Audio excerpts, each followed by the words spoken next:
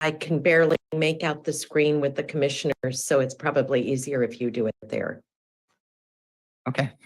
Great, thank you. Nancy, get better soon. Well, thank you.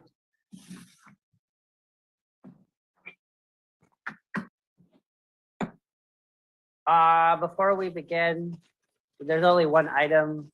You're all volunteers. Thank you for coming. I am in a customer service business. Our customers asked for this. So thank you. I know it's only one item. Next meeting will probably be a 2.5-hour meeting about the health and element. So you will make up for time next time. So, but thank you. We have customers, we have to serve them. So I know it's only hour, but it helps us, you know.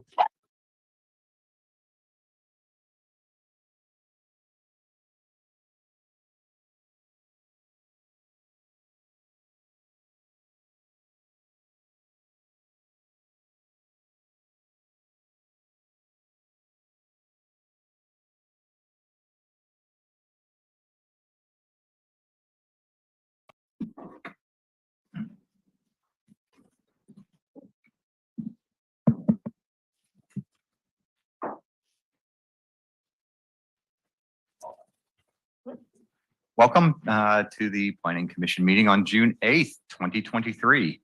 We'd like to start out with the moment of silence and a pledge of allegiance. Anybody who would like to lead the pledge today?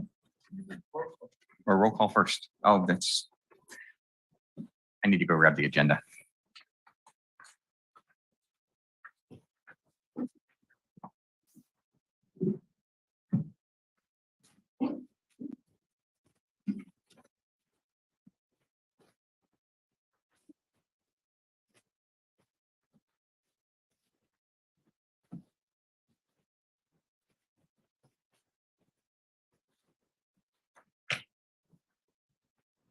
Okay, can we do the roll call? Sure. Chair Abadeo, Here, Vice Chair Woodson, Here. Commissioner Herr, Commissioner Rana, Commissioner St. John, Here. Commissioner Walton, here. and Commissioner Jacob is excused for tonight. So you have quorum. Thank you very much. Public comments closed, closed session. So, of course, did you know that the remaining ones over there are the city council agendas? We are not going to go back through their meeting from Tuesday night. Can I borrow this for a minute? Exciting. Okay, so now we will do the moment of silence and the Pledge of Allegiance. Sand?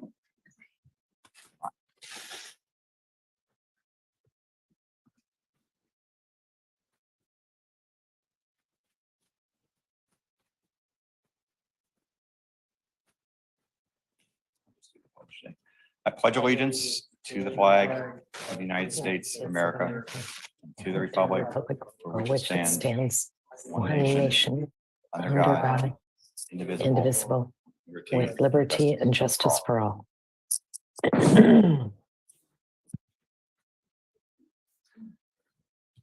Okay, next up, any special announcements or communications from the floor? I don't believe there's any today. Moving on, open it up to the commission. Are there any ex parte communications or disclosures that need to be made? Everybody shaking their head no. I have none either, so we're quickly moving through number 5. Next up is the consent agenda. I believe there's anything on that. So moving past consent agenda, we're moving to the public hearings. And I believe we only have one item on the public hearings today. That's correct. So, and I think you're going to present that. Actually, Brad from RGS is the contract planner who's going to present, and he's on the screen ready to go. Okay, so I'll go ahead and begin that. Brad, can you hear us? Okay, let me. All right.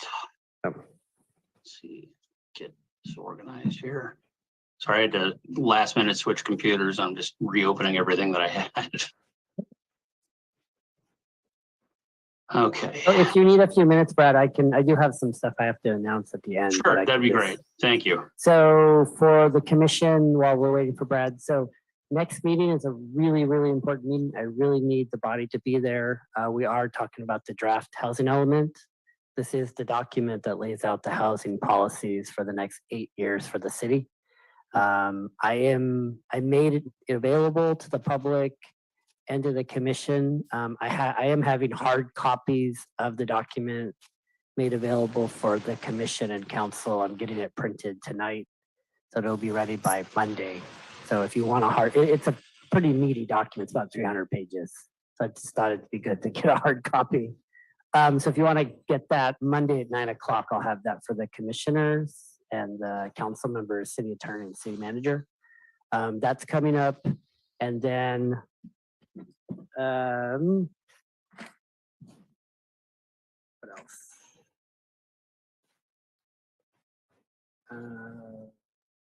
Yeah, that's the biggest announcement. Yeah, so just trying to emphasize to make sure the body's here at the next meeting, 2 weeks.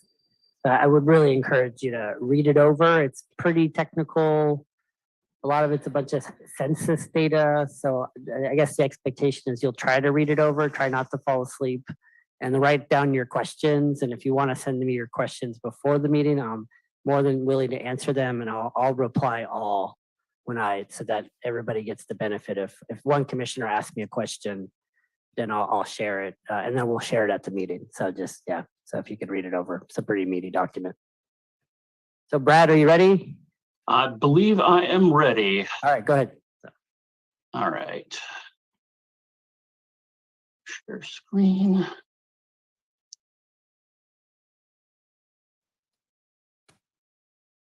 Yeah, it'll be ready by Monday, 9 o'clock.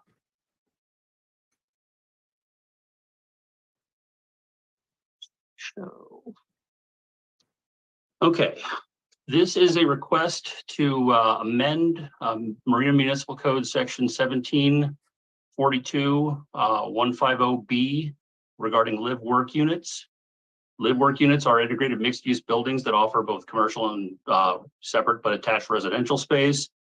They are currently conditionally permitted in Marina within the CR Commercial Residential District, highlighted on the screen there in red with the big yellow dot. And they're also generally allowed within planned community developments that have specific plans, such as the Dunes, which allows them within the MU multiple use district.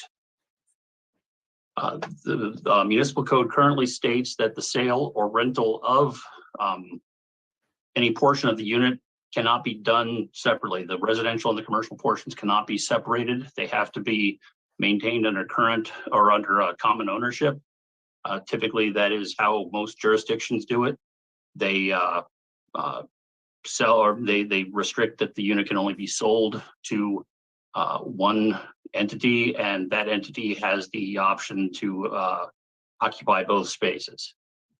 In this case, MCP, the master developer of the Dunes, Marina Community Partners, expressed concerns that this particular section could possibly hinder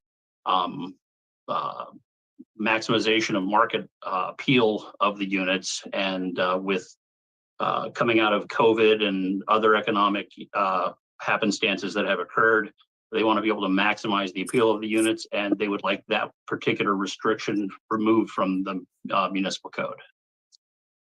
Most cities that allow live-work units typically do not allow them to be separated. And in researching this request, we've come across samples in San Diego, Culver City, Sunnyvale, Seaside, and Salinas, where typically the commercial unit or the building is sold primarily to a commercial operation, and either the operators of the business reside in the residential portion, or employees of the business are allowed to reside there. But otherwise, it remains under common ownership. And this ensures that the occupants of the residence do not find themselves in conflict with commercial operation within their unit because, well, they're associated with commercial operation. Oops. Wow, that was a wrong slide. Okay, basically, oh, I'm sorry, this is an old version of this. In going through the request, Staff has proposed to simply strike that particular section and place the restriction that the unit must be sold as one, and the owner of the unit can sublet the commercial space. But that is the maximum that we're allowing. The applicant or their Marina Community Partners has requested that they be given maximum flexibility and allow for the units to be potentially even purchased by investors, and then each portion of the building rented out separately. And staff has concerns with that could become a potential code enforcement issue and not create a residentially viable community, as particularly with dunes, as has been stated as a goal in the dunes, to promote the interface of the residential and the commercial within the dunes village. And so with that, staff is recommending that the city council, or that the planning commission recommend to the council that it amends section 1742-150B of the municipal code pertaining to live, work, mixed use development. And this motion is based on findings presented in the sections 15060C2 and 15061B3 for the CEQA exemptions. And staff's available if you have questions.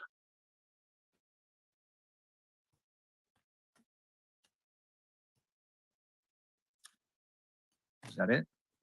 That would be it. That is it. And so typically the format is you'll ask staff questions and then we'll let the applicant present whatever evidence they want to present, and then it'll bring it back to the body.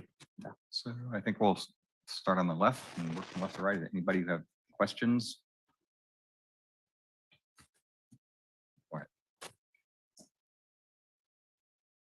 We do ask all commissioners and participants to speak into the microphone. The last 10 minutes of the last meeting, we couldn't hardly hear the commission. Yes, Brad. Yes. Yeah, thank you for your very concise and informative presentation. Let me start out your revised wording for this section of the code. You've dropped the term sale. Was that intentional? Yes, we would definitely not want to see, I don't even think we could really permit the units to be sold separately, because that would involve effectively having to do a condo subdivision on the units themselves. And they're already being subdivided to be built as the live work townhomes that they're currently configured at. So to be able to affect that change in the dunes or anywhere else in the city for that matter, the units would have to then go through effectively a condominium subdivision to be sold. And then we would have to ensure that they were complying with whatever the underlying development standards for the zoning district was. And that would become a very complicated effect that probably would, even if we were going to make that work, it would require additional zoning regulation changes to address minimum lot size, minimum floor area, any number of other development standards. So staff is not choosing to pursue that. Okay. My next question, the revised wording seems to be very specific that the owner of the unit has to be the unit has to be the primary residence of the owner. Yes. And so if it is if the unit was sold to an investor, and this investor was a rather broad investor with a lot of properties and perhaps a family estate somewhere,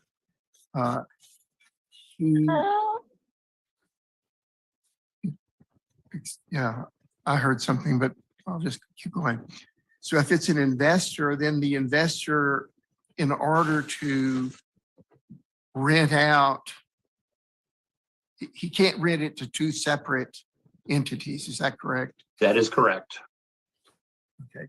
So he can rent it.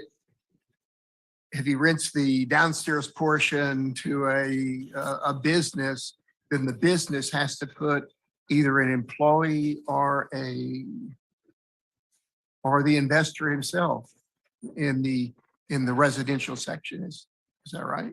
That is correct. And that is something, again, it's honestly designed to promote community where the owners of the buildings actually live there and have skin in the game and keeping the neighborhood in a positive, clean, successful state.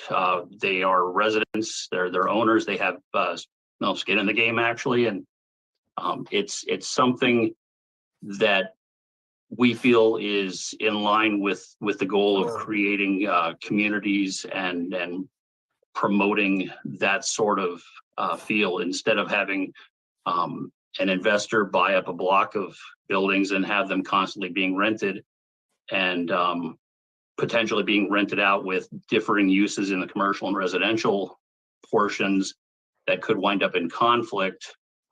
If the owner is occupying the space and renting to another one, then they obviously will be able to have greater oversight and greater ability to manage things and make sure that everything is moving along okay, that issues are being addressed with their tenant, as opposed to like a third-party property management company that would be involved.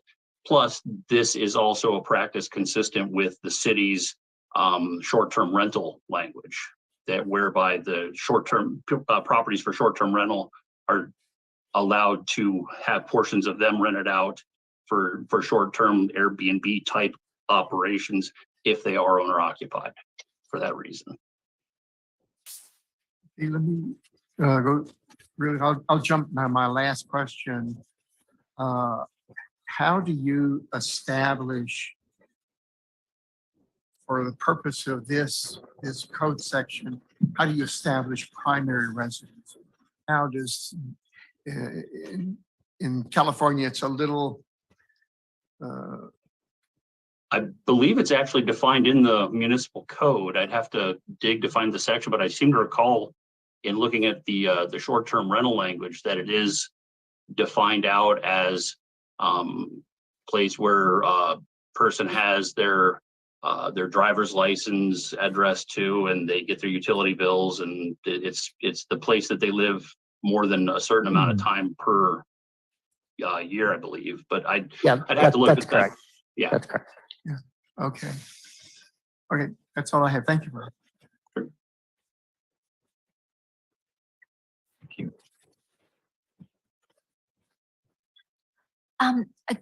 I was wondering, could we go back to one of the slides that you mentioned about the cities of San Diego, Sunnyvale, and Culver City, for example, that does not allow sales or rent of this?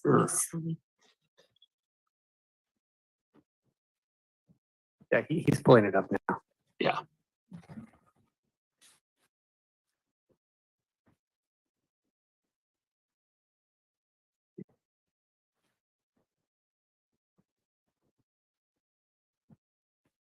We can see it, Brad. Okay.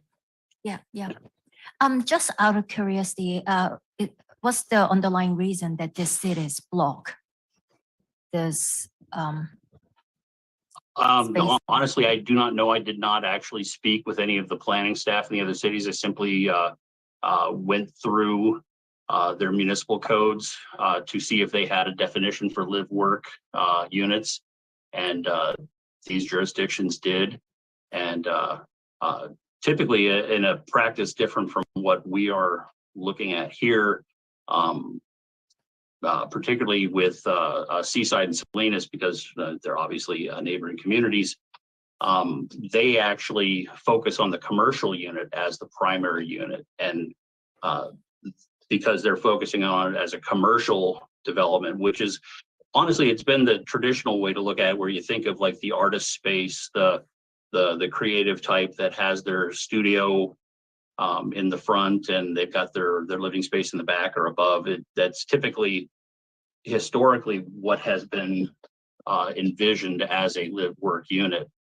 In the case of the dunes in particular, the focus has been on the residential side of it, making it a blended residential community with the other townhomes and residences coming off of the village and the promenade into the fully residential phases of the dunes. But typically, these other jurisdictions, they focus on the commercial unit. So the building would be sold to a business operator for their business, and either they would reside in the residence or their employees would. So that's how that has worked. Thank you.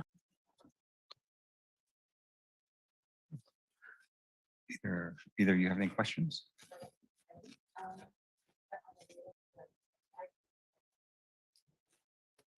Oh, I was going to have you go first. And I'll have.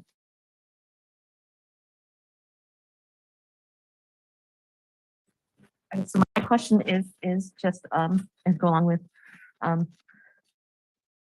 Commissioner wants to her. I remember your name. I'm sorry, I don't know why. So can you speak to cities that have the units the way that you're describing it in and it's been successful? I have seen personally them utilized over the years in a number of different communities. I can't recall some of them off the top of my head. I've spent a lot of time as a consultant, a lot of time working in different jurisdictions, unfortunately. So they do kind of run together, but I know that I've seen them in Santa Ana and Orange County in various areas in their downtown. And I believe Upland out in the Inland Empire in, I think it's San Bernardino County. Just off the top of my head too, that I vaguely recall, but typically, I mean, they're usually in a planned environment. It's not like most jurisdictions that utilize this don't utilize it as a widely spread out sort of thing. It's usually where, particularly when you've got like a transition from an industrial commercial area into residential, and you want to be able to have uses that can be that storefront space that is pedestrian accessible, a studio, a minor retail shop, something like that, and the living space attached to it. That's typically what it is. It's not used as a large scale, like neighborhoods of live work, but it's used a lot of times as a reuse thing, typically back when redevelopment law allowed for the actual concept of redevelopment. A lot of uses were done that way.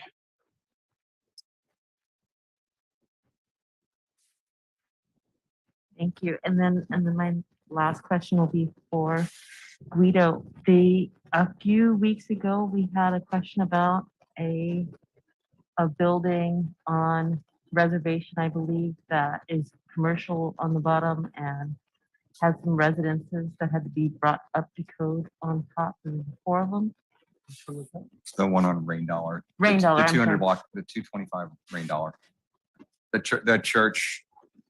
Oh, yeah. They have to get a use permit. Yeah. So does that particular one fall outside of the code that we're looking at changing now? And does changing this code bring that particular situation into better space with the city?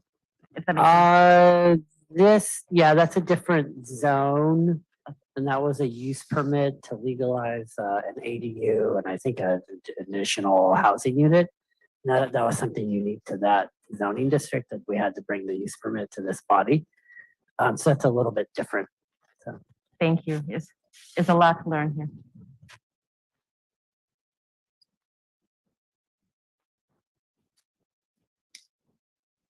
Okay. My question is that this project has been in process for a while.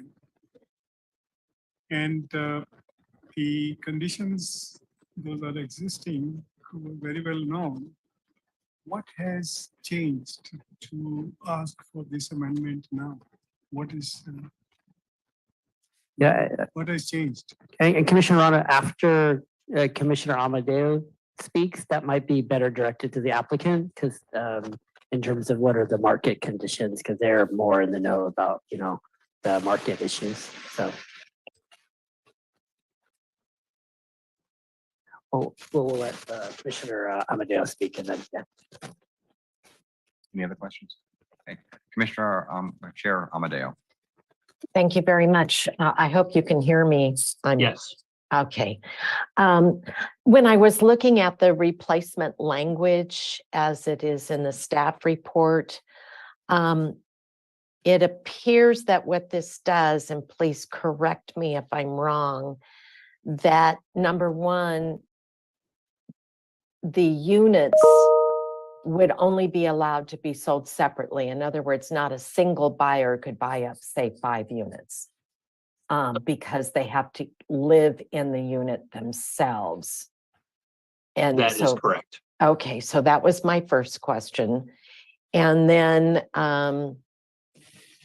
they don't have to own the business that operates beneath that residential space, that they can therefore lease out as an income property for a business. Is that also correct? Yes.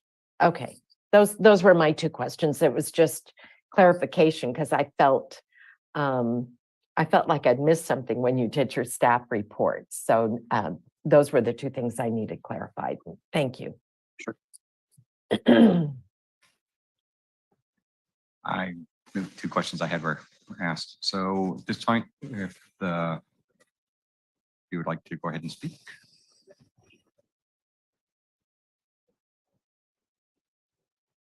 Oh, yeah.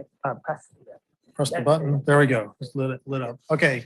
Good evening, Commission, and is it Vice Chair Woodson? Did I get that right? Okay. And Chair Amadeo, thank you for joining us, and thanks for coming in tonight. I appreciate you guys being here this evening just for this one item. So my name is Don Hofer. If I've been in front of you before briefly to give updates on the Dunes project. Doug Young is online He and is. joining us virtually, and I don't know if we can have Doug join us also. Yeah. That'd be great. And Doug and I have, we worked together to pull just about every aspect of the Dunes project forward over the last. Doug's been at it for almost 20 years, and I think I've been at it for about 17. To answer the question about what's changed. So when this project was originally approved in 2005, the city did not have a live work ordinance. Okay. That ordinance came along after. And admittedly, we weren't involved in that ordinance or the addition of this to the municipal code at that time. About 6 months ago, it became known through one of our attorneys, hey, are you guys aware that the city has this limitation on how the live work units can be rented? And it was a little bit of a surprise to me, I'll tell you that much. So right as soon as that happened, we began interfacing with staff through your city manager. The biggest concern we have is that the live work units are spread out in our promenade area in and amongst retail buildings, right? And what we don't want to have happen is for there to be any limitation on that commercial space, the retail space, getting to its highest and best use. We're in a very challenging retail environment today.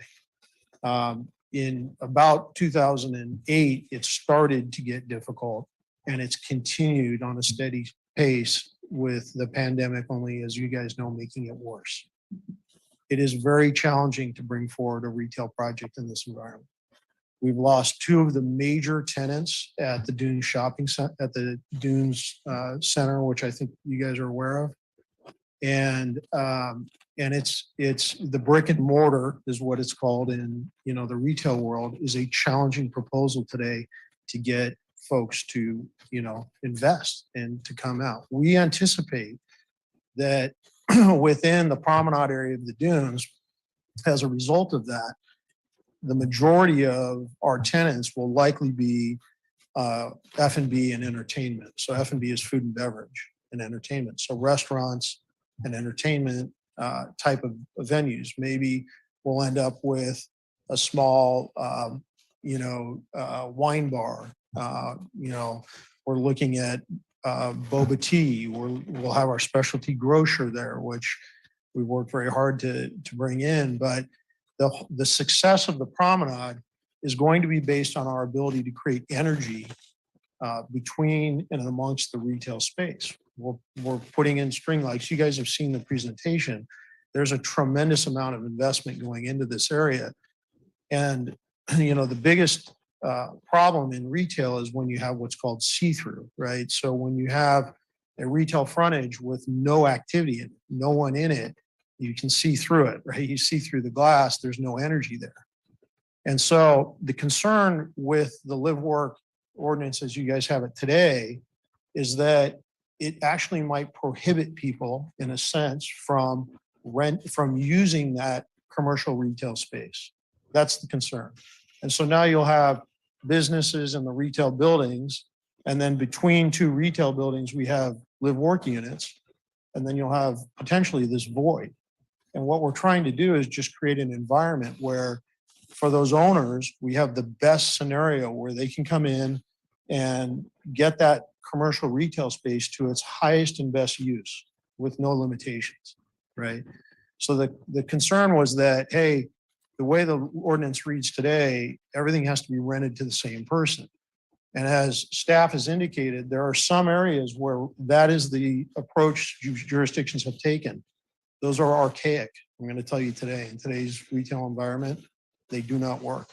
It doesn't mean necessarily that they don't lease them or they're not working in certain jurisdictions, but we're very concerned that it won't work here or that it creates liabilities, right, for us. And we're not going to be able to get the promenade to be as good as it could be without the restriction. And so we do have experience, and Doug's on right now. I was sending him some photos to see if I could get him to put them up on the screen.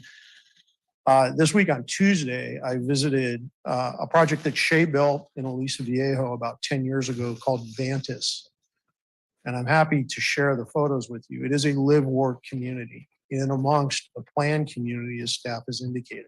There are no restrictions between who can rent the commercial space versus who can rent or live in the residential space. And it's a successful community. It's had its challenges. It's come into its own though, and it's a beautiful community. It works very well. Some people rent the residential area, in their unit, and they have their business down below. Some people live in the unit and have their business down below, and some people live in the unit and rent the space down below. There's like 3 different combinations there that can work. And personally, this was one of the things that called me to bring this issue forward. Because in this community, what we want to encourage is, again, the highest and best use of that commercial space. And so if somebody lives in town, let's say my primary residence is in town, yet I really want to be on the promenade and I only need about 430 square feet because maybe I'm an architect or a law office, or I have a hair studio or whatever it might be that works in that format. Somebody might want to buy one of these and put their business there. And in that case, they should be allowed to. They should be allowed to have their business in that commercial space and then rent out the residential unit above. You're promoting business by doing that. And that's what we asked to be able to be done, or vice versa, right? If I own the unit, let's say I'm a person that buys the unit, I have my business, I live there, it's my primary residence, but then something happens. Maybe my business doesn't work. Maybe I just decide I'm going to retire and I want to shut it down, but I still want to live there. You should be able to rent out the commercial retail space at that point, and again, get it to its highest and best use. That's good for the community. It's good for the tax base of the city. It's good for the promenade. It's good for everything, right? So that's the concept. And what we're asking tonight is that you approve this, but you approve it unconditionally. That the last sentence in the Exhibit A be struck so that it says that the 2 can be rented independently, period, without condition. And that's really what we think needs to happen here, right? Remember, there's 13 of these. There are 84 townhomes in the Promenade area. The 84 townhomes have no restrictions. And we want, so the arguments that are being made about this is good for the resident, we want people to be invested, all of this, you're talking about 13 units, and not to say that this won't happen. And Doug's put on the screen now the site plan up, and I might have, Doug, I might have you walk through it for the commission so that people can see it. But I wanted to point out the other thing too about the arguments that have been made about, this condition being good for the community. Remember here that there is a homeowners association, right, that will ensure that this community is managed at a high level. The majority of the landscaping within the live work unit area is landscaping that is under the control of the Retail Owners Association for the promenade and will be maintained at a high level. We're anticipating that we're going to have porters on site, that will come probably daily to make sure that the site is clean and swept. We'll have regular landscaping. The whole idea is to create a premier experience in the Dunes Promenade that is the trademark of the Dunes project and the Dunes community and the city of Marina. We want it to be really nice, and we're investing at that level. Art and tremendous architecture. We've got 3 different architects that have worked on the buildings and 2 architects just on landscaping alone, with a whole effort that's gone into sculpture and the design of murals. Today, if you go to www.thedunespromenade.com, you can see our leasing website is up, and there's images on there of what this is going to look like. So the idea that this kind of a condition helps to promote, a nice community is really kind of misplaced in a sense. I get why we're saying it, but it's really missing the point that we're asking for relative to this issue tonight.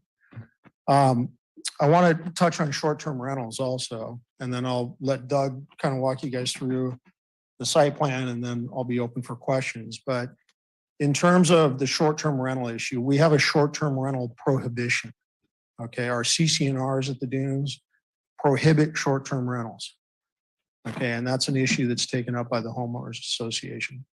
So I'd like to, I'm the president of that association, so I know it's an issue.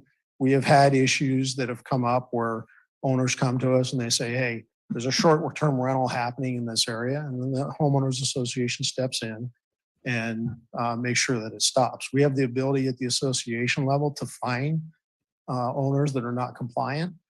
And, we have enforcement rights over that. So the short-term rental issue will be prevented here also. And so won't be an issue from that in that regard. So hopefully that resolves that. Let's see. I think that's about it. Doug, do you want to, hopefully you can hear okay. Do you want to maybe just walk through the site plan and point out where the live work units are here? I don't know if Doug can hear me, or if he's frozen maybe. Doug, can you hear us? I don't think you can hear us, Don. Yeah, I'm actually. that's okay. So, so the site, on the site plan here, Doug, I don't know. So I'll just point it out. So I think you guys can see the site plan on your monitors also? We can. Okay, good. So you see on there where there's building E and G. So E and G are retail buildings. And then the 2 sort of pink buildings in between them are live work units. There's 7 live work units in that area. The building on the left or on the west side has 3 live work units in it, and the one on the right has 4. And then just below buildings F and B, I believe it is there, you see 2 more pink colored or peach colored buildings, and those are also live work there. And if my memory is correct, there are, I think it's 3 in each of those. So we have a total of 13 live work units in the community. The other buildings which are shown here that are either brown or the yellow color are condo buildings or townhome buildings. And collectively, in all those buildings, we have a total of 84 residential units. And it's just those 13 units that also have the downstairs where there's retail or commercial space. The red buildings there that you see, there are 4 of them, plus building A and building C are all just retail, right? So that would be building C is where the Brass Tap is under construction currently. Building A will be our specialty grocer. And then buildings D, E, F, and G, and B are all regular retail buildings that will have, hopefully restaurants. We've got great patios designed into them, and it's gonna be a nice experience. Doug, I think also has, if he's still on there, I'm not sure I see him. He is on, but is he's he? not showing. He's on not the- showing? Yeah. Okay. No, he's- Yeah, I apologize, Don. Can you hear me at all? Yeah. Yep, we hear you now. Yep. Okay, I'm having, as they say, video problems. For some reason, the video and screen sharing, is the screen still sharing on the No, yeah, it's no, yeah, not. it dropped off for some reason. I apologize for that. But Don, I wasn't able to pull up those specific pictures. They were in some kind of a different format. So unfortunately, I didn't have the software to pull those up. But that Vantis program or project in Orange County. But let me just mention that, yes, these live work units are interspersed, of course, between residential and commercial buildings. And that's the whole purpose of them being a complete different mix of uses. The key point here is flexibility. It's the ability to allow the market, particularly business owners who these spaces are a little over 300 square feet, set up for commercial roll-up doors and so forth, out to the street. These are intended for often sole proprietors, others who may have unique products, services, really an affordable type space, if you will, for a small business owner to come in versus an expensive lease in another brand new building or one that requires a lot of tenant improvements or other significant capital investment. These are really smaller spaces that you don't see and find in a lot of particularly newer mixed use areas. And we're very excited about this space. But if you put restrictions on there that the owner of the building, it'll be the same owner of the building, if they're not able to lease out this space to others or have the flexibility to do so, then I think it's really restricting the market.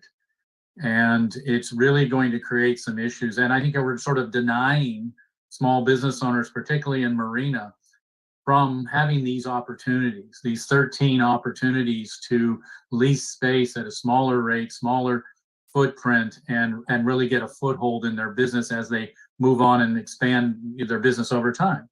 So it's really places where they've tried to force everybody to own the same, the owner utilize the commercial or the commercial to utilize the residential, the user of the business is the same resident, the same owner of the building. It doesn't work. And there's lots of examples. There's even examples in Marina downtown next to the post office, live work that, as Commissioner Amadeo knows, never really worked. And a lot of that space was completely vacant for many, many years. And I think a lot of the space down there is converted to residential, or there's been other activity in there. It's just real tough. Here, there's an opportunity because of the traffic and the foot traffic and the other traffic that's around there to have successful small footprint businesses come in here. Whereas if they were sort of standalone buildings and a big boulevard like on Reservation or something, probably would not be successful. So we want to kind of create as much flexibility as possible in this. And so the municipal code change is actually very simple. If you pull up the slide on that, you can see it's literally just going to the end of one sentence. And if I could ask Brad maybe to pull that up, I'll Doug. illustrate where it makes sense to stop it. If you pull up the municipal code suggested language. And Doug, I can share the Vantage photos from my phone if you let me join. Oh, okay. Yeah, for some reason, Don, they're not pulling up through my laptop. But if you, yeah, one more slide or so there, Brad, where you have the actual municipal code language recommendation. There you go. Oh, no, on the next. Okay, it must be the next slide or the slide before that. Doug, I have it. I have it. He doesn't have it. So if you stop Oh, sharing. he Doug. doesn't. Oh, I'm sorry. Okay. Are you able to share, Guido? Yep, sharing now. Yeah, if you pull up that section, it's very easy to see what the change should be as we're requesting. So where it says, and I'll quote, the commercial portion of this, the commercial portion of a live work unit may be separately rented from the residential portion of the unit, period. If you put a period right after, on the second line there after unit, that would suffice then to provide the flexibility. And if the rest of it is stricken, then you don't have these other issues. The whole building will be owned. We're not talking about the commercial being allowed to be separately sold. It's just separately rented if need be. If an owner of the building feels like they need to be able to rent this out, that creates the most flexibility. No short-term rentals, as Don explained, no separate ownership of commercial versus residential, just the ability to flexibility to rent the commercial separately from the residence if the owner so chooses.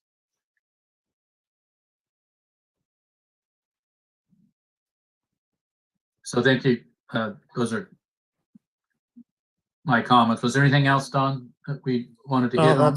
That's it. I mean, I can share with you photos of this other project Vantage that we built if you'd like. I think it's really a tremendous project. And I've got them here on my phone, so stay muted. We don't want to create an issue there. And it's weird to see yourself on the phone. Yeah. So let's see, I'm going to share my screen. And hopefully my son doesn't text me while I'm on this. And so let's see, hopefully this works. Let's see. Right there. There it is. It worked. So this is this is our Vantage project in Aliso Viejo. Oh, how do I get rid of that? I don't want to see myself.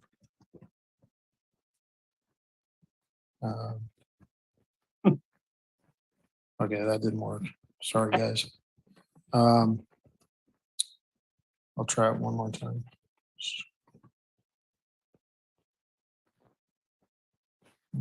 Okay.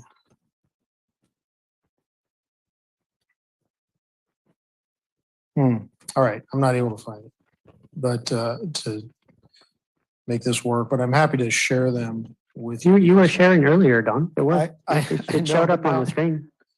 Now all of a sudden I'm not able to. Oh, here we go. All right, let's try it one more time. Let's share photos. We're gonna start right here.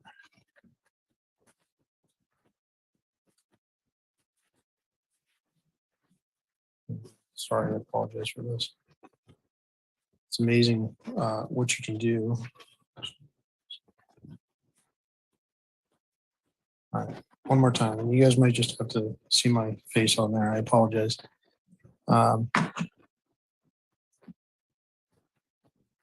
now. It's getting the circle of death. Oh, there we go. All right, so here it is. This is our Vantis project in Aliso Viejo. Again, about 10 years old, and I can move my, there we go, that worked.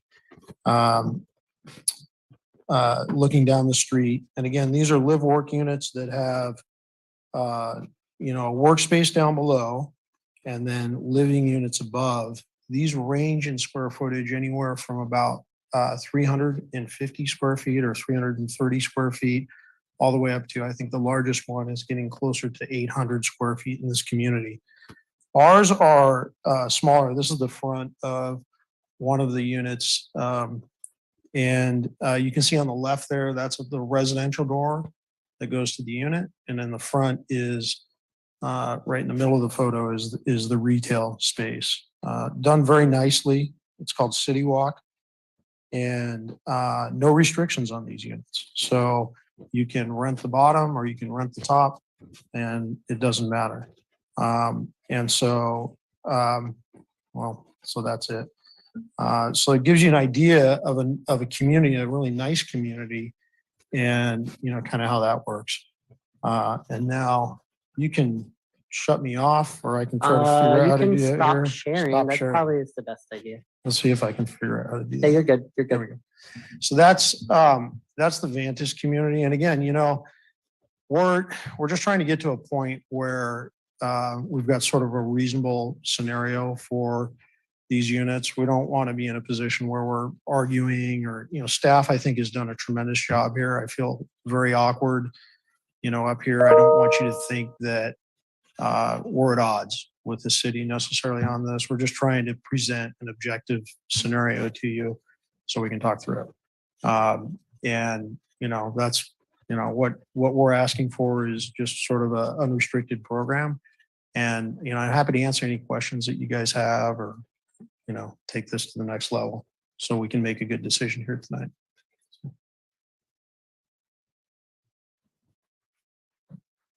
So I'll ask my question now that he's there. So really, it's a two-part question, I guess, partial to you and partial to petitioner, which is the first part is that city negotiated a revised amendment. And then we're coming here with the applicant, and the applicant is actually not agreeing with the amendment as proposed and would like the amendment shortened and changed. So the actual, what we would actually be asking for is actually not what is as written, it's as written as the applicant would change it. So we would actually have to amend the statement in paragraph 2, replaced with the following language. That would be the first question. That goes to you, Guido. Yeah, so we weren't presented this information until tonight. So if the staff recommendation is not pushed forward, we would ask that the item be tabled so we can get with the applicant. And the next 2 meetings are probably dominated by the housing element. So we would ask that the item get continued to a date certain in July. These are all good facts that are being presented, good projects. And it sounds like it was actually a project that Shea Homes worked on. But there are some concerns in terms of investors and kind of the overall intent of the specific plan. And so we would have to work that out. So if the staff recommendation is not approved by the commission, we would ask that the item be tabled. So Which then leads to my one to the applicant, which is if we amended this and we approve the amendment, what it sounds like is it's removing any requirement. So it goes back to your comment, Commissioner Walton, which is that this now opens it up to one owner, multiple properties, because it's no longer restricting, there's no primary residence, there's nothing. We're now basically saying we have separate units. Is that correct? Can I address that? You have that. Absolutely. You have that issue anyways, guys, right? Anyone can buy any one of these units and we can't restrict that, right? Legally, you can't restrict that. Okay, so today what happens, if this gets approved, what happens is if somebody really wants to buy that unit, and they will, and if they want to have their business there, but not rent the residential because it's not their primary residence, then that's what they're gonna, maybe they'll do that. And so now in the middle of a housing crunch, when you have a unit that really should be rented in the community at an affordable, a more affordable rate than what most are, that unit just goes out of commission. It won't be rented, right? Or flip it, somebody will live there and the retail space won't be used, right? Because there's nothing that says I can't rent it. It just says, if it's not my primary residence, I can't rent them separately, right? So now all of a sudden, if somebody wants to invest here, they're going to buy, and this is really the heart of the problem, is the way it's written. What could happen is somebody's going to buy it. It's not their primary residence, so they're going to rent the residential unit, and the retail unit will sit vacant, right? There's nothing that prevents that the way this is written. I And believe there's that's- also that's nothing the that problem. prevents it from being used as storage either at this point. When you There reduce it, there is, absolutely there is. Not in your municipal code, but look, there's a whole set of CC&Rs here that requires that space to be used for retail or commercial purposes only. Okay, and that it be visual, that you can see into it, because we want to create an environment. Look, guys, we're not here trying to game the system. We're just trying to present to the community a successful retail project in a very challenging environment. so we'll go back to I'm asking Guido one more question on this. With that in mind, we're asking to change municipal code. Municipal code is not applied to the dunes. It is applied to the city of Marina. We make the change as they've This requested, project would, this code would, it would apply to the dunes. but would it only apply to the dunes or would it apply to the city of It, Marina? it would be, yeah, to the dunes and the rest of the city. So in the end, and this is where I'm going to come back to, and I can tell you exactly where I'm at this point, because I agree this needs to be tabled and restaffed from my perspective, is that we're asking to change the wording. We're asking it to dilute it down to a point that, yes, is supportive. I understand why you want to do that. I'm not necessarily disagreeing with it, but we have a motion that came before us based on a staffing effort that is now being asked to be changed on the fly. And it's not that I disagree or disapprove of the change, except that it's not fair to the staffing side of it. It's not fair to the commission. And so that's where I sit right now, is that I would like to see this tabled for further staffing. Any other commissioners have a comment?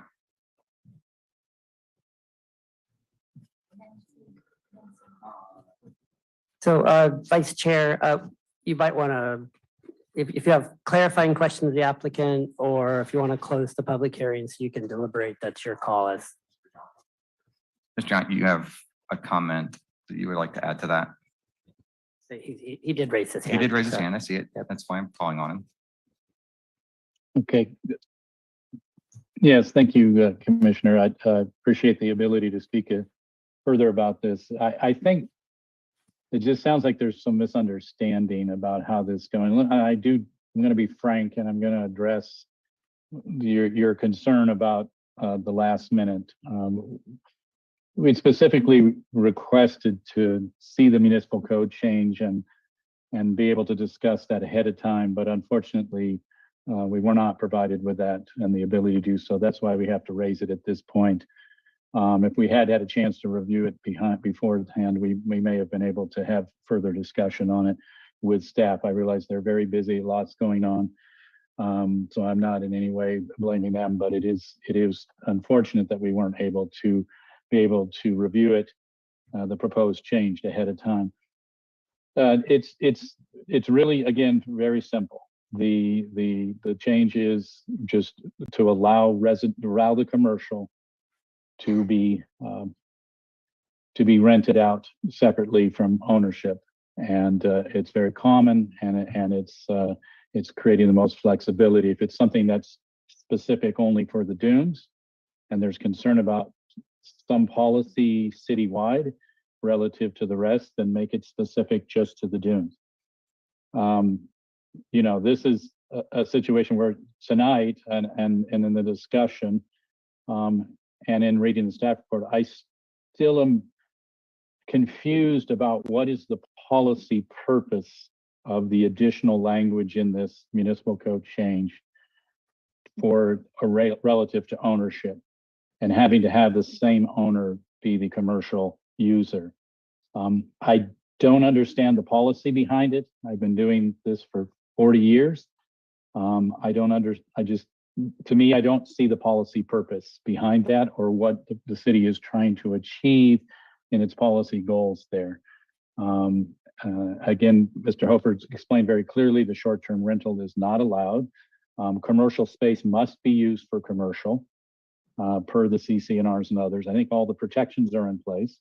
It's I think a fairly straightforward and simple request. So thank you, commissioners. I appreciate the opportunity to speak on this.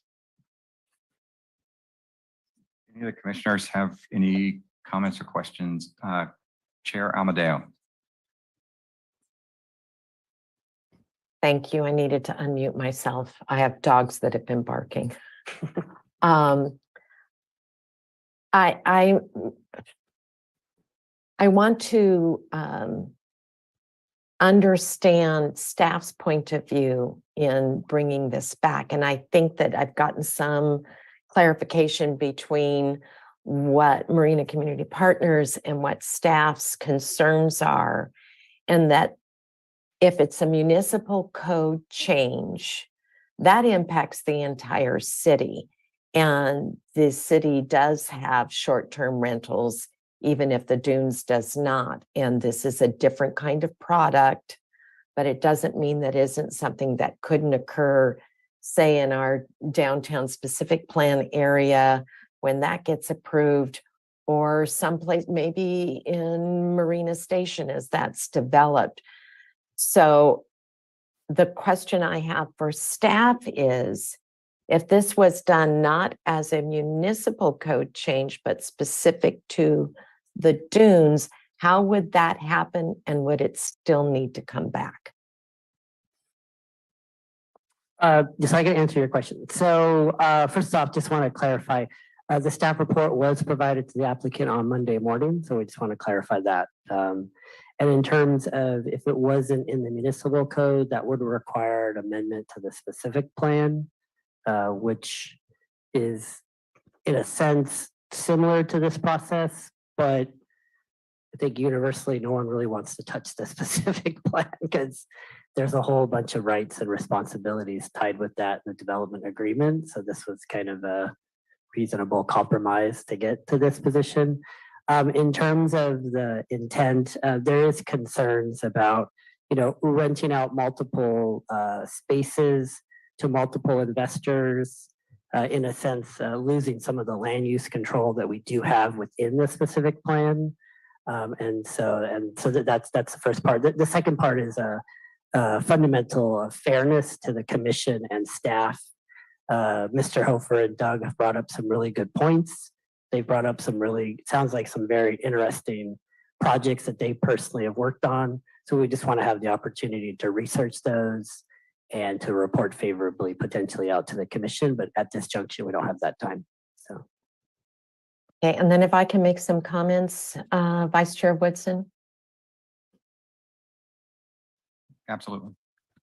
Thank you. I actually, based on what I learned tonight, this looks like something that would be a great product moving forward. And I say that partially from what I've learned and partially from my experience traveling in Europe. And live work is very common in Europe with housing above and businesses below, and there's small businesses, there are little restaurants. They are, I won't even call them small groceries. There's a cheese shop and there's a fruit and vegetable vendor and that kind of thing. And there's the barber shop and all of those are below residential areas. Whether they're all owned by the same owner, I don't know. But I know in terms of what I've witnessed is that it seems to create a thriving community. And that to me is what is the most important thing that we are looking at is in very difficult times.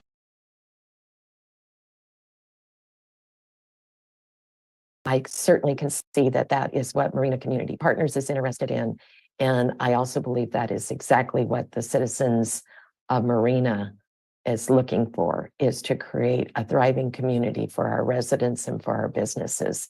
So all I can say is I hope that that staff and Marina community partners come to a meeting of the minds and this moves forward as quickly as possible with the corrections that need to be made, keeping in mind the other developments that will come forward and perhaps also benefit from the changes that are made to the municipal code rather than it just being to the specific plan. And I do agree, opening up the specific plan, I don't think is a very wise idea. Right. There, too many things could happen that would turn out to be a difficulty in the long run. So thank you, Vice Chair Woodson.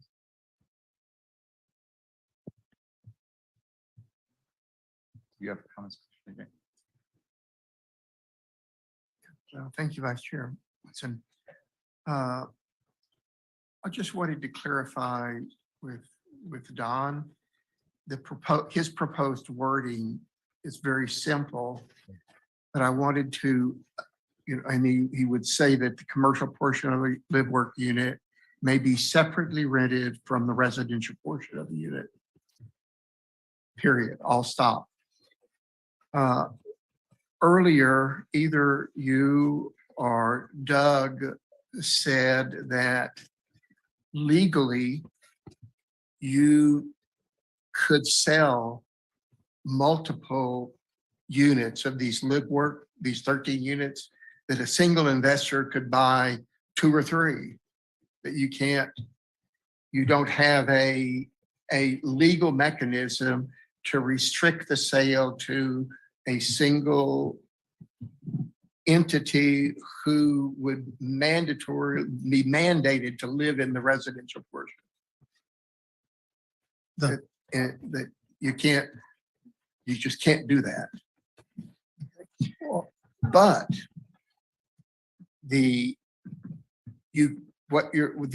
this code restriction would say that whoever buys it is allowed to rent the commercial portion,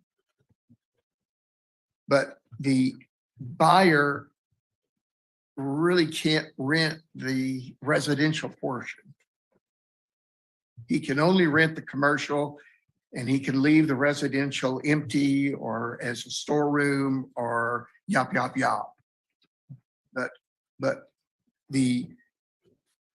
So if a investor buys 2 or 3 units, then the residential portions are not controlled as residential portions, that they can be empty or storage. Is that right? Yeah, yes. So to explain the legal issue a little bit more, right? So we can, and we've done this, right? We can seek to only sell to individuals at Shea Homes, right? We could say, hey, we're not selling to investors in this condo community, and do our best to sell to individuals. What happens though is there's nothing that prohibits that from happening downstream, right? So on resales, if somebody really likes these units, they could decide they're going to spend a lot of money to buy them, I guess, and outbid individual owners, just like happens in any other real estate transaction. So that's not necessarily unique to this area, right? The concern though, so the way it's written and the way it's being regulated, right, is most likely what would be happening here is people are still going to rent them if they really want to. If they don't want to live there, let's say they live there for a while and now they move and they want to rent it, they're going to still rent it. And the higher value will come from the residential rental. And so what's likely to happen is, because they can't rent them individually if it's not a primary residence the way it's written, is they will rent the residence and the retail will sit vacant, right? Do you guys see that? So that's our concern, right? I love that you guys are so, and staff, I'll say staff's doing a great job here to try to protect the community, but it's not going to have the outcome that you think it will. And that's our concern, right? We want a vibrant retail community here. We have no plans to, sell all these to an investor or anything. We're going to sell them individually to individual owners. What happens downstream, I don't know. And at some point, we're talking about 13 units, right?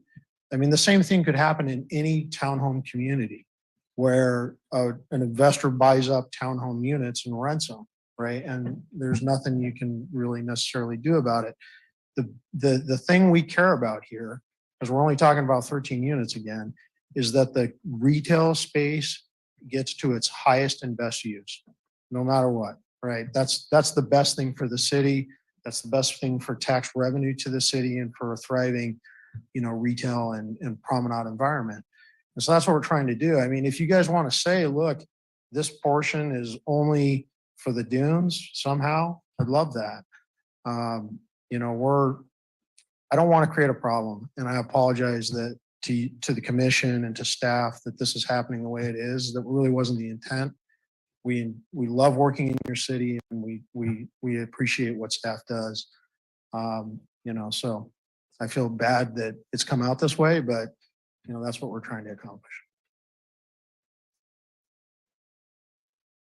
Just a follow-up. I'm not clear at all, either from the city and staff's standpoint or from the developer standpoint, on why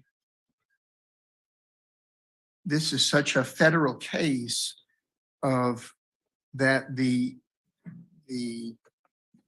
owner of the residential side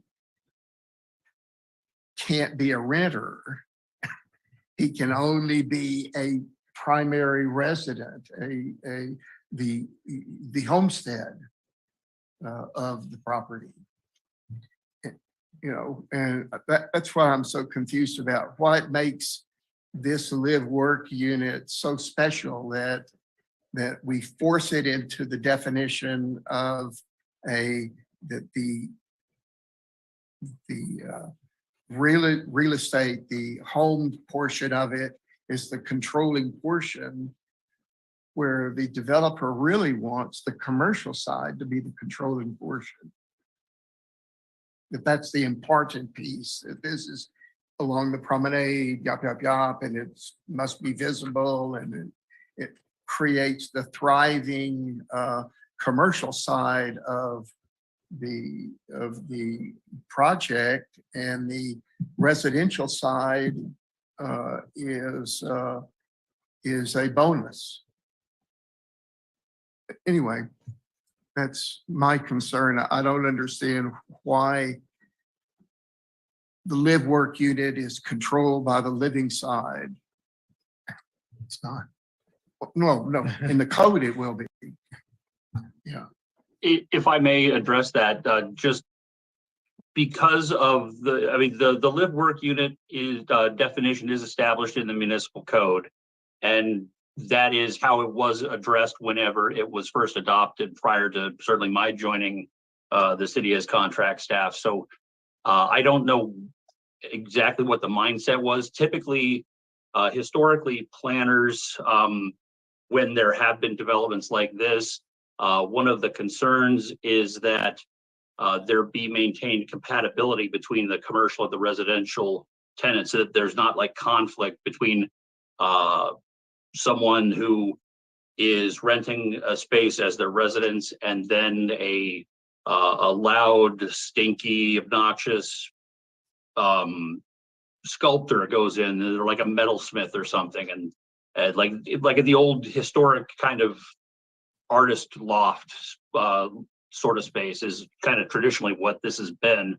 So that is, to whatever extent it predated it, that is kind of how this ordinance came about. So the provision of live work in the city is tied into that just by virtue of when that first came into be 10 plus years ago. There are cities, in particular Salinas and Seaside, where the commercial is the driver, the primary unit of the live work. And that is a different way to go, but the way the municipal code is set, currently this is not how it is established. It is established as the residential is the primary.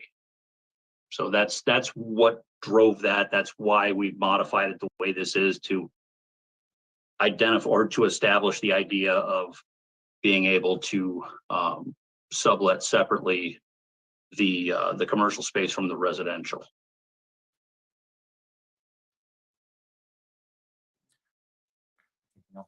Any other Thank you, comment? Brad. Yeah. Commissioner Rana? So, Vice Chair Woodson, I would ask that you close the public hearing so that the commission could deliberate and so that, That's a good idea. So why Could don't I, we could I close- make one quick comment? And I'll be quick. The comment about noxious uses is a good one. All right, and Brad's bringing up a really good point there about why some of this might have existed. There is a whole set of prohibited uses that prevents this in the CCNRs that the homeowners association will be in control of. So that's handled at the homeowners association level. So, thank you, guys. So I close the public comment period at this point, and we'll go back to the commission discussion. Mr. Rana. Commissioner Walton? Thank you. I think, if I can just ask you, I know you just had a seat, but if I could just ask you just my last few questions, I promise. I'll try to. be that's fast. up to the chair. He just closed the Oh. public. I was trying to be on the, I was trying to be on the staff That's before totally he up to the closed chair. it, and then you asked him to close it. when he was That's fine. Go gonna ahead. ask. I'm Okay, fine. Go thank ahead and you. ask the questions. I If you could answer them, appreciate you. please. Vice Chair Woodson.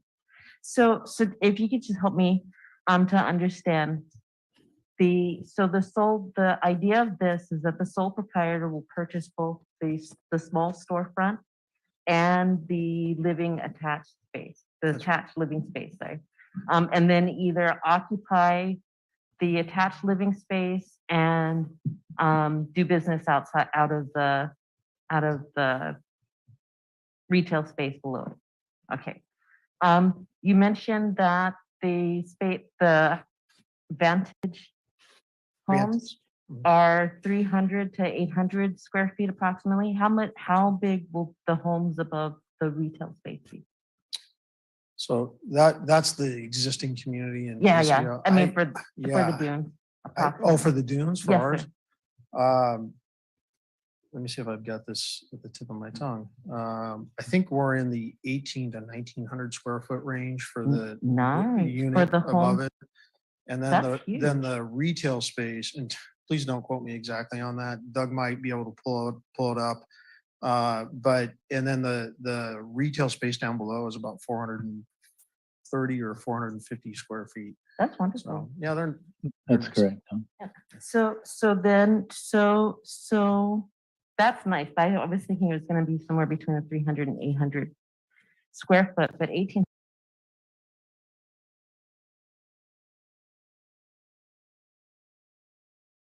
The next question was gonna be, and probably still be, is if the family that lives there running the retail shop below it finds that they need a bigger home or wants to downsize at some point because 1800 square feet are too big for them, they can rent out the home and still run their retail shop below them. Is my understanding? Not as drafted tonight. That's what we're asking. So if you change it, then they'd be able to continue running the retail shop below and rent out the space above. That's right. Okay, so let me ask then my last question, I believe, is if the business fails for some reason and the family wanted to continue occupying the home above and then rent out the commercial space below, they could do that. That's correct. Okay, and they would be able to retain that ability if we do change the ordinance? Okay, and they'd still own the property and all that good. That's right. All right, thank you. That was all my questions. I appreciate it. Okay, public comment closed. Well, I'm gonna open up to discussion with the commission and make a motion. But I'm going to give my take on this, which is that I totally appreciate the CCNRs that the Dunes has. That's your community. Our community is the entire city of Marina. And just like the issue of storage, you have CCNRs that would prevent that from being reused. That does not mean that a simple code change across the entire city would have the same effect if we have live work down the road that comes into someplace else. And so I come back to, I agree with the concept of this. I don't think that it shouldn't be done, but I think that there was a significant change in the wording that was proposed tonight, that we're amending a significant change in the wording in the first place. And it almost deobligates the concept of live work in the first place. Because if anybody can own either one, it does, I understand what you're saying, but other people can read it differently in places in the city. So I'm not prepared to, I would like to see more staff work done on this, but I would like to open it up to the other commissioners.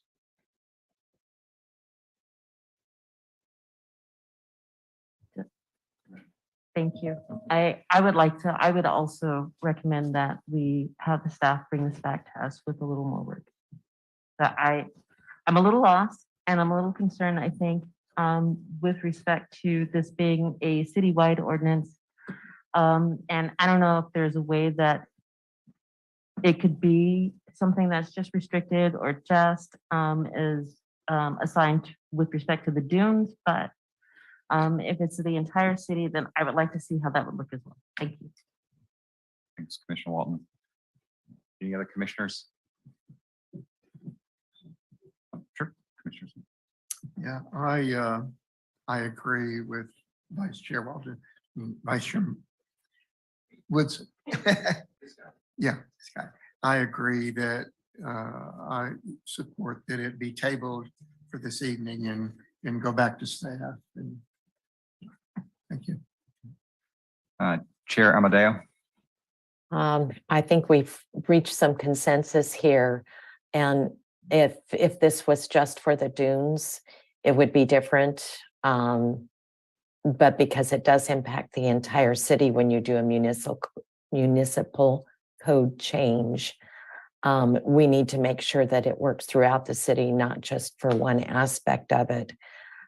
So yes, I agree that this should go back to staff to work with the Marina community partners and make sure that the language not only works for them, but that works for the city as a whole, and come back to us.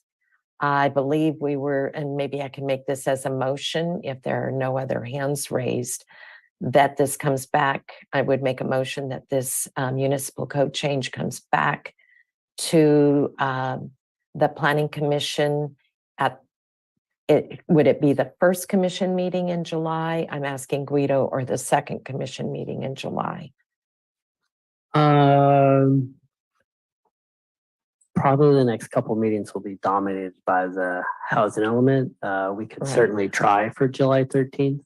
And then if not, we can just continue it. But yeah, if we could push it to So July that we 13th. could continue it to the next Yeah, so then I say available one. meeting. Okay, If- so if- yes, if so I you- would make my motion to be for July 13th, that meeting, and then if necessary to continue it again to the following meeting. Is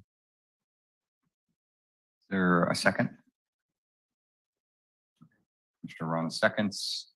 Or I guess, do we need to do a roll call on that? I think we should. Yeah, I personally like to do the roll call votes because it helps Karen when she does the minutes. So Especially if she's not here. yeah, so Vice Chair Amadeo, I'm Chair She's the Amadeo. chair. Chair Amadeo, Yes. Vice Chair Woodson, Yes. Commissioner Herr, Commissioner Rana, Yes. Commissioner St. John, Yes. Commissioner Walton, Yes. motion passes. Thank you very much. May I believe make a that- final comment?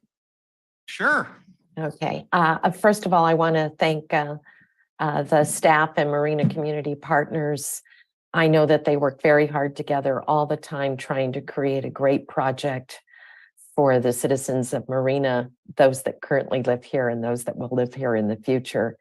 And I just want to say how much I appreciate their time and their understanding as we move forward. It would have been nice to be able to complete this tonight, but we will end up with a great product in the end.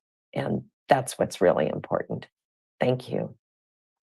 And I'll second Chair Amadeo's that it's not that we disagree at all with the policy at the dunes and making the change. It's just that we need to make sure that we do the due diligence to ensure that it's good for the entire community. Because one thing that have been working on diligently here in the community is trying to simplify our code and get rid of a lot of the one-offs. And we don't want this to become a one-off that then comes back down the road. Even to Shay, if you have a future proposal that comes forward and then gets stuck in this and we have to make a change again. So I appreciate you coming tonight and presenting this, and I'm confident that we'll have it worked out a month from now when we come back. I don't believe there's anything else on the agenda. Are there any other announcements that you need to make, Guido?